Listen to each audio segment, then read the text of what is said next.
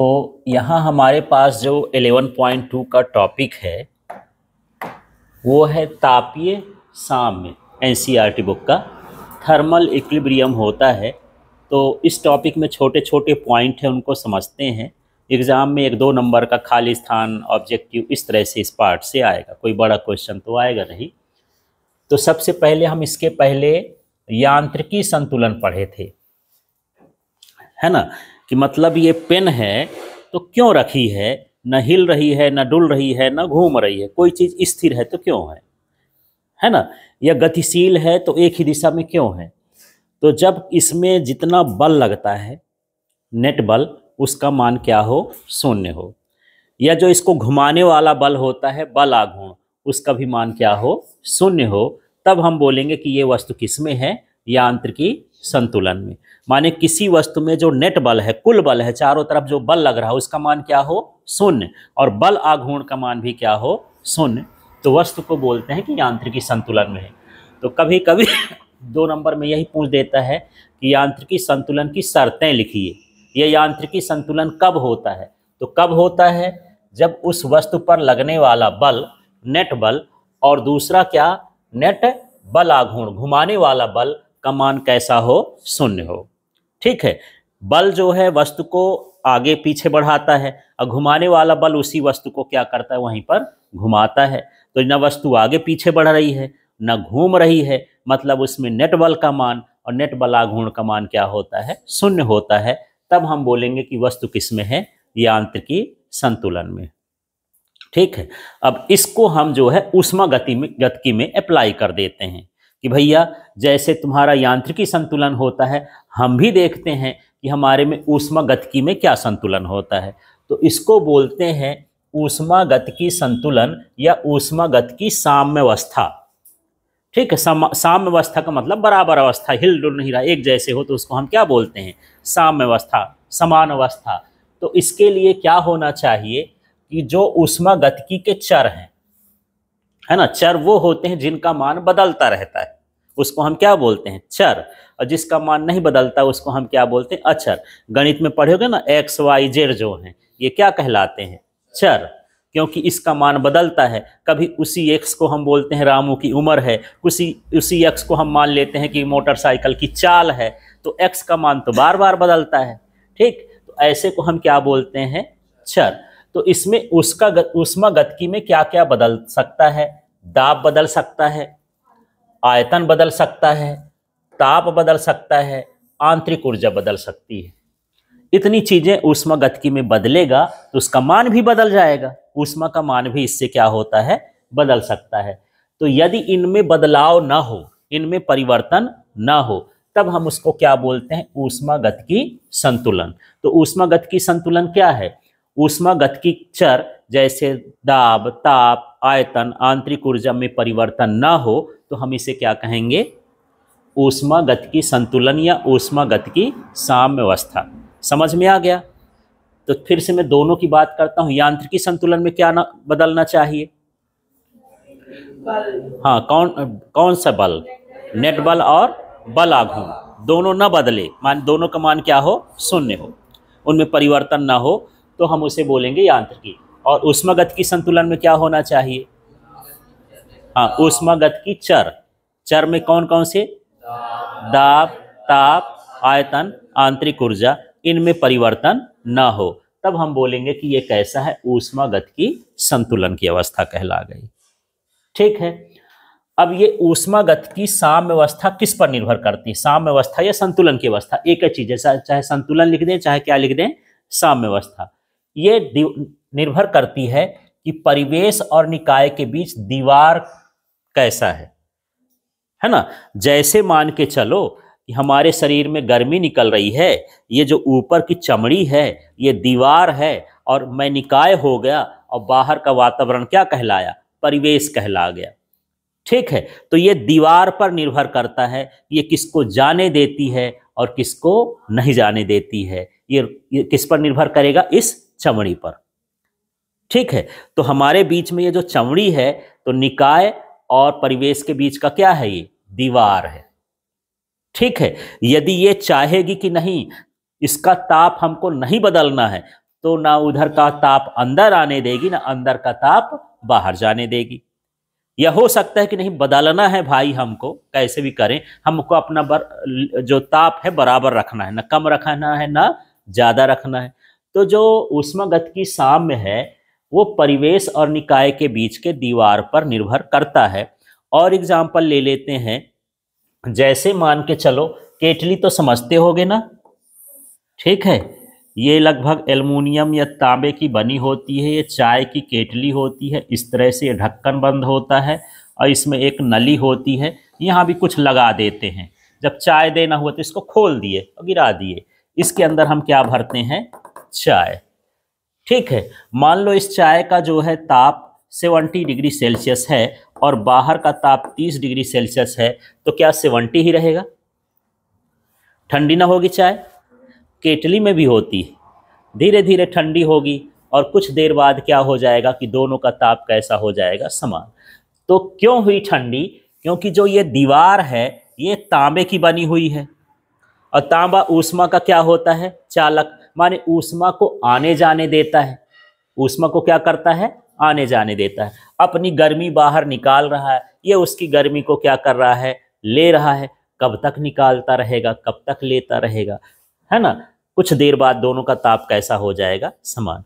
तो हम इसको बोलेंगे ऊष्मा पार्थ दीवार, ये ऊष्मा को आर पार जाने दे रहा है, इसलिए हम इसको क्या बोलेंगे, ऊष्मा पार्थ दीवार। तो यहाँ पर देख लेते हैं कि पहले ऊष्मागतिकी की साम्य अवस्था किस पर निर्भर करती है, दीवार पर। यहाँ पर ये वाला भाग निकाय कहला गया, बाहर का भाग क्या कहला गया, परिवेश, ठीक है। ब्रह्मांड में निकाय है क्या, जिसके बारे में हम सोच रहे हैं, जिसके बारे में हम बात कर रहे हैं, जिसके बारे में हम प्रेक्षण ले रहे हैं, वही क्या कहलाता है, निकाय। बाकी सारा भाग क्या कहलाता है, परिवेश कहलाता है। यह आपके नज़रिए पर डिपेंड करता है। यदि मैं पेन के बारे में सोच रहा हूँ, पेन कैसी है, कितनी लंबी है, कितना ताप है, कितना आयतन है, मैं किसके बारे में सोच रहा हूँ, पेन के बारे में, तो पेन क्या कहलाया, निकाय, और बाकी सारा चीज़ क्या कहलाया, परिवेश, ठीक है। ये मान बदलता रहता है, मैं अपने बारे में सोचूं तो मैं निकाय, बाकी क्या कहला गया, परिवेश। इस कमरे के बारे में सोचूं तो कमरा क्या है,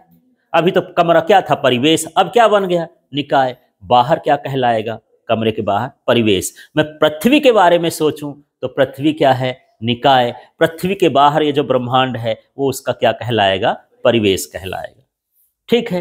तो ये डिपेंड करता है कि आप किसके बारे में सोच रहे हो, किसके बारे में प्रेक्षण कर रहे हो, किसका एक्सपेरिमेंट कर रहे हो, वो क्या कहलाएगा, निकाय, ठीक है। तो यहाँ पर दो तरह की दीवार होती है, एक मैं बता रहा हूं यहाँ पर पार्श ऊष्मा पार्थ दीवार, है ना। पार्थ का मतलब पार करने वाली, यहां समझना, हिंदी मीनिंग लगाना, जिससे ऊष्मा पार कर जाए, उसका नाम है ऊष्मा पार्थ दीवार। तो यही है वह दीवार जो परिवेश और निकाय के बीच ऊष्मा का आदान प्रदान होने देती है, उसे हम क्या कहेंगे, ऊष्मा पार्थ दीवार। जनरली जितनी भी धातुएं होती हैं वो ऊष्मा पार्थ दीवार होती हैं, ठीक है। कोई ऊष्मा को धीरे धीरे जाने देता है, कोई ऊष्मा को जल्दी जल्दी जाने देता है। तो धातुएं ऊष्मा की अच्छी चालक होती हैं, तो धातुएं जल्दी जाने देती हैं, आओ और जाओ। थोड़ा चमड़ी हमारी कम चालक है, ये ऊष्मा को धीरे धीरे जाने देती है। और ये जो हम ऊन पहन लेते हैं, ये और धीरे जाने देती है, ये रोक के ही रखती है, ठीक है। तो दो तरह की दीवार हो जाएंगी, एक ऊष्मा को जाने देगी और एक ऊष्मा को न जाने देगी, रोक के रखेगी। तो हम उसको कौन सी दीवार बोलेंगे, ऊष्मा रोधी दीवार।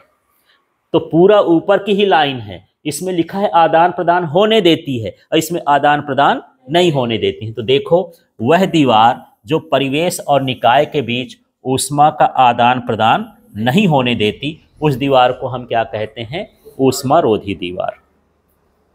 समझ में आ गया, ठीक है। अब ऊष्मा रोधी दीवार है कहाँ, तो जो आप लोग थर्मस बनाते हो, ये जो केटली बनी है, इसी केटली के एक सिस्टम में ऐसा करो कि इसके चारों तरफ मैं लकड़ी लगा दूं या बोरा बांध दूं। कुछ लोग बोरा वोरा भी बांध देते हैं।